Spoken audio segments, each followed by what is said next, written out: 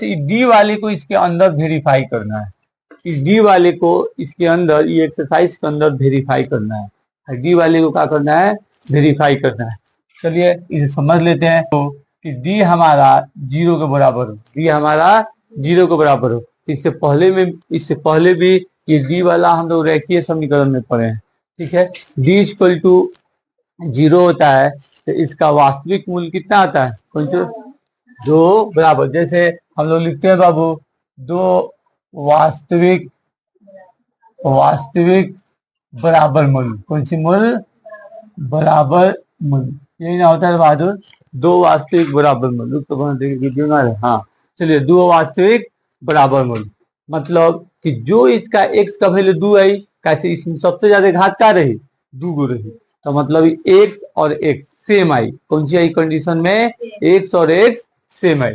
अब कह रहा है बाबू, जब जीरो से डी क्या हो, बड़ा हो, 0 से डी क्या हो, बड़ा हो, तब 2 गो वास्तविक इक्वेशन भिन्न आएगा, भिन्न भिन्न मूल्य।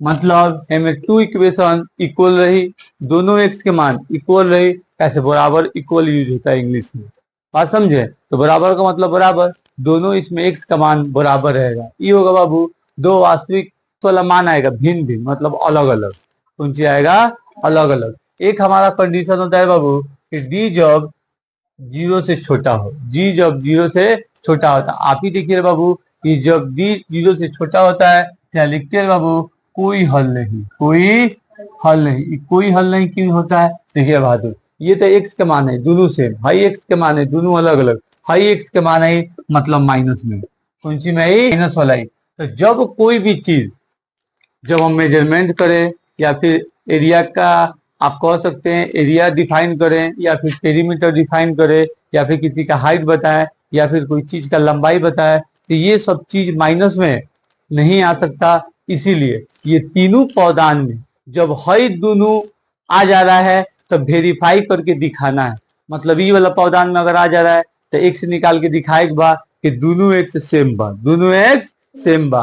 और जब ये वाला इक्वेशन आ जाए तो हमें दिखाना है कि दोनों x का है, अलग अलग है, दोनों x अलग अलग है। और जब ये कंडीशन में आए तो वेरीफाई नहीं करना है, कैसे इसका कोई हल नहीं है, माइनस में होगा।